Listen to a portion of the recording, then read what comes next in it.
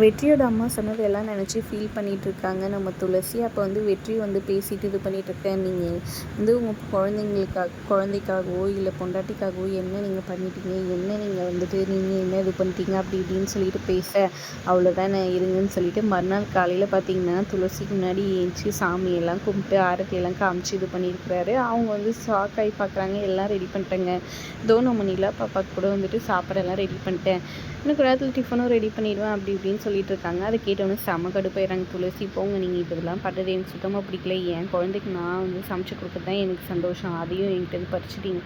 அடுத்தது பார்த்தீங்கன்னா சாமி கும்பிட்றது தான் எனக்கு நிம்மதி, அதையும் நீங்களே பண்ணிட்டீங்க, எனக்கு அதுவும் நிம்மதி இல்லாமல் பண்ணிட்டீங்க, எனக்கு சந்தோஷத்தை எல்லாத்தையும் பறிச்சிட்டிங்க அப்படி இப்படின்னு கோவப்பட்டுட்டு இருக்காங்க. இது எல்லாத்தையும் வெற்றியோட அண்ணி பார்த்துட்டு நேராக எதிராளியான திவ்யா கிட்ட போயிட்டு மொத்தத்தையும் போட்டு கொடுத்துட்ருக்காங்க. அவங்க 2 பேரும் கொஞ்சம் கொலாவிட்டு இருக்காங்க அப்படி இப்படின்னு சொல்லிட்டுன்ட்டு. இன்னொரு பக்கம் வெற்றி எப்படியாவது துளசியை இம்ப்ரெஸ் பண்ணணும்னு சொல்லிட்டு அவங்க வேலைக்கு போகும்போது பின்னாடியே ரோஸ் எடுத்துகிட்டு போயிட்டு மேடம் ஐ லவ் யூன்னு சொல்லிட்டு பின்னாடியே போய் இது பண்ணிகிட்ருக்காங்க. அவங்க கண்டுக்காமல் போயிட்டுருக்க ஒரு கட்டத்தில் அவங்க விழுற மாதிரி போக கரெக்டாக போய் இவரு பிடிக்க ரோஸ் வந்துட்டு அவங்க கைக்கு போயிடுது.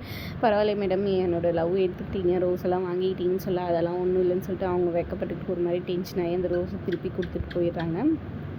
வெற்றி எப்படி கரெக்ட் பண்ணுறதுனே தெரியலையே, என்ன பண்ணுறது மேடம் சொல்லிட்டு பின்னாடியே போய் முட்டி போட்டு கொடுக்குறாரு. ஆனால் துளசி நகர்த்து போயிடுறாங்க. பார்த்தீங்கன்னா ஒரு லேடி வந்து நின்றுறாங்க. நீ 30 வருஷத்துக்கு முன்னாடி கொடுத்துருந்தா நேற்றுக்கு சந்தோஷமாக வாழ்ந்துருக்கலாம் அவங்க கூட, ஆனால் நீ இப்போ கொடுக்குறியப்பான்னு சொல்லி கேட்க, ஐயோ போங்கக்கா கம்னு அப்படிக்கா அப்படின்னு சொல்லிட்டு கடுப்பாயிட்டு இது பண்ணுறாங்க. துளசி சிரிச்சுக்கிட்டே அங்கேருந்து போயிடுறாங்க. இன்னொரு பக்கம் பார்த்திங்கன்னா துளசி எப்படியாவது வெற்றியை திருத்தி வேலைக்கு அனுப்பணும்னு ட்ரை பண்ணுறாங்க. அது விதமாக அவர்கிட்ட வந்து கோவமாக இது பண்ணி பேச, அப்புறமா நீங்கள் எங்களுக்காக என்ன வாங்கி கொடுத்துருக்கீங்க உங்கள் சொந்த உழைப்புலன்னு கேட்ட உடனே நேராக போய்ட்டு வேலை எல்லா இடத்துலையும் கேட்குறாரு, எங்கேயுமே கிடைக்கல. அப்புறம் மூட்டை தூக்குற வேலை அது இதுன்னு எதோ பார்த்து இவங்களுக்காக வந்துட்டு கஷ்டப்பட்டு விருப்பப்பட்டு பொருளெல்லாம் வாங்கிட்டு வந்து கொடுக்குறாரு. துளசி ஒரே சந்தோஷமாக ஆகிடுறாங்க ஒரு பக்கம். இன்னொரு பக்கம் பார்த்திங்கன்னா இங்கே அவங்க தொகுதியிலேருந்து ஆளுங்க வந்துருப்பாங்க இது கொடுக்கறதுக்காக, பத்திரிக்கை கொடுக்கறதுக்காக.